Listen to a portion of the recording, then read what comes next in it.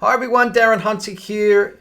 If I was to say to you that you could get better fees, higher fees, in fact you could add more fees on. I know, having done this for 20 years now with hundreds of rent rolls over Australia, New Zealand and the United States, I know how easy it is. But you know what's hard? Is getting you to believe that it's actually easy. And this is what we call the law of the fee lid. And the fee lid is very simple to understand. Your fees represent the very, very best that you can do. Because if you were able to get higher fees or more add-on fees, you would be, but you're not, right? Because that is what's locked in place. And so if I was to say to you, you can get higher fees and better fees and more add-on fees, you would say, but Darren, and that's what we call the restrictions. This is the law of the fee lid and why it's locked into place, because your mindset disallows the possibility of what I've just said. And so we actually call them the big buts. I know it sounds humorous, but it's, but Darren, what's the management fee for? Isn't that supposed to cover those add-on fees? See, that's one of the first big buts. The next one that generally comes up is, but Darren, if my rivals aren't charging those fees or charging those higher fees, then I can't do it. And so we look at our competitors as the benchmark, and that's a real problem if your competitors keep on lowering their fees too, right? And the third big but that we generally deal with is, but Darren, owners only care about cheap fees. So let's just spend a few minutes going through these big buts, because I know that they're just a mindset restriction, not a market restriction where owners will restrict you or they will resist you with those fees. It's simply just not the case. So let's just explore this now. The first big but Darren, what's the management fee for? And my question to you is, well, where's the rule book that says what the management fee has to actually cover and what it doesn't cover? And I know in 20 years I still haven't found the rule book. And by the way, if you do, send me a link. I'd love to have a look at it. But my question to you, if you feel that, for example, an inspection fee or inspection fees have to be covered under the management fee, for example, my question to you is then, why is your leasing fee charged separately?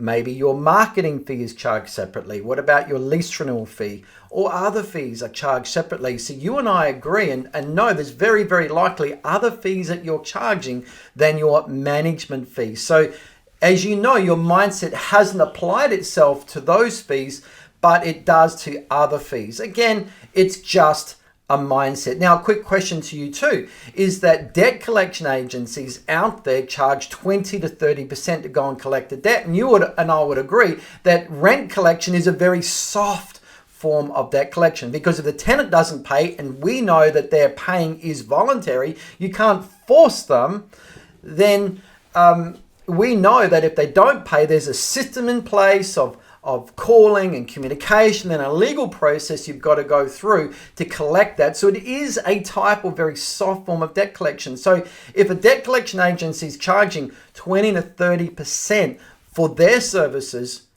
don't you think then that your 6, 7 or 8% on a management fee is enough to justify just rent collection only? And that's why a lot of agencies are now not calling it a management fee, but calling it a rent collection fee. Doesn't that free you up to think, well, hang on, there are other things that we can now be adding on? But remember that big but what about the management fee, Darren? Isn't that supposed to cover it? It's just a mindset resistance, but holds no weight in actual reality. Moving on. Next big but is, but Darren, if my rivals aren't charging that, I can't too. And here is a fact.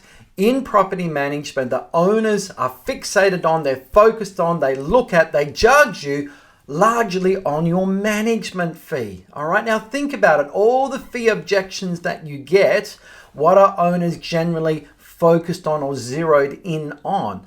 It's that management fee, isn't it? And so that's the point here, what we call the law of the main game. Owners are focused on the management fee and they're really not that much focused on anywhere else.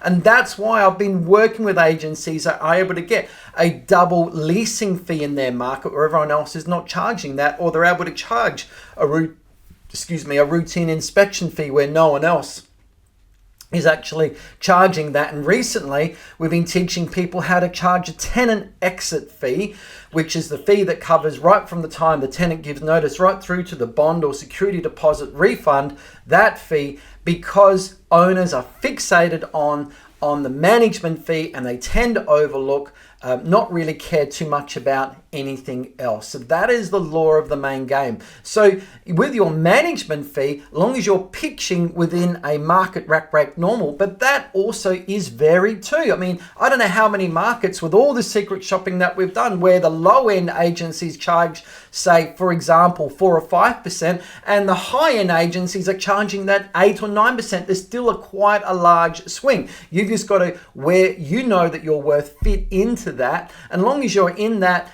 accepted market rack rate normal within that swing, owners tend not to worry about or are educated on or have researched on the other fees. So that's where we get the traction, okay? And that means you could have one agency that just charges a management fee and a leasing fee, and another agency down the road charges a similar management fee, a higher leasing fee, and they could be having a marketing fee, a lease renewal fee, a routine inspection fee, an outgoing inspection fee, or whatever, and it makes zero difference because owners are focused on the management fee. All right, moving on. Alrighty, now the last big but I want to discuss with you is, but Darren, owners only care about cheap fees. Now this particularly comes up that if I've answered, but Darren, if my rivals aren't charging it, I can't. Once we deal with that one, this other one tends to rise up.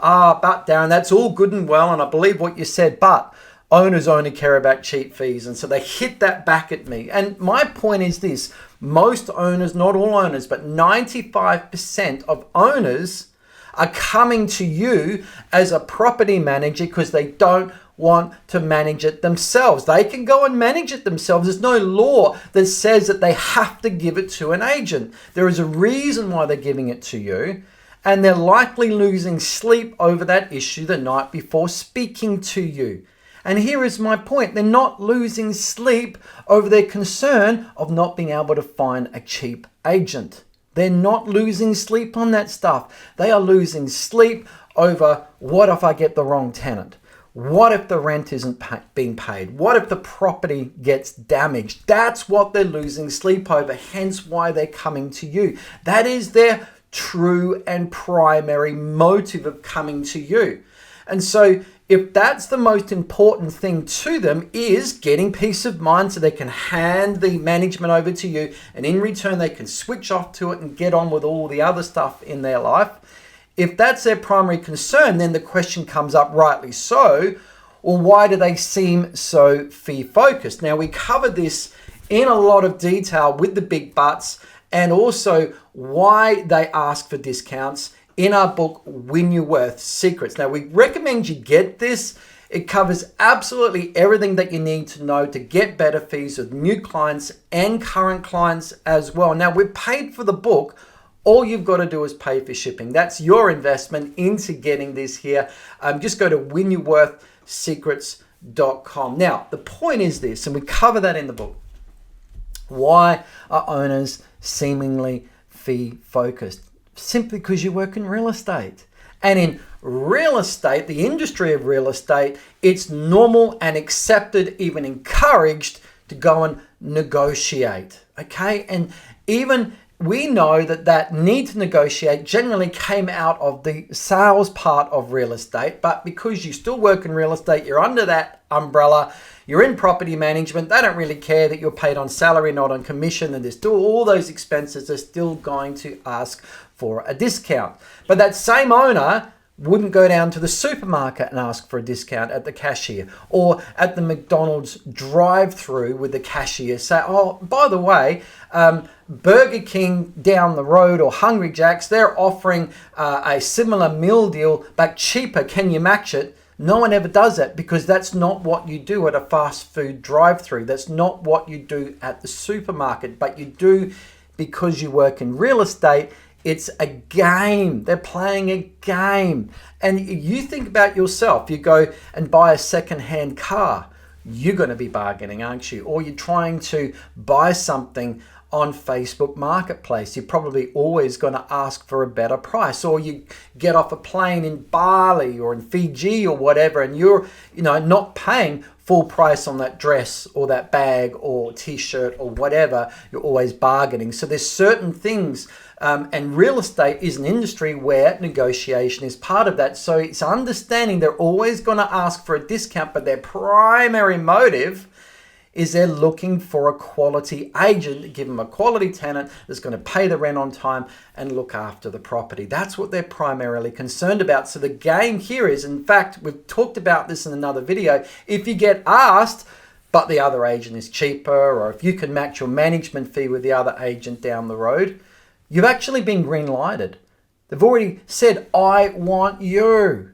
Just before I sign the paperwork, I just want to see if I can get a better deal. Alrighty, and that's why we wrote a whole book on this. It's called the PM Fee Script Secrets. It's actually one of our most popular books that we have. All you need to do to get this, again, we've paid for the printing. All you've got to do is pay for shipping. Just go to stopdiscountingfees.com and get that, and that covers up to 50 fee objections. Anything and everything you're ever going to face, the answer is in this book here, because all those owners have a need to negotiate. We've covered it all off in this book that's going to teach you how to effectively negotiate, getting the deal and getting your full fees. So some good teaching there. Take care.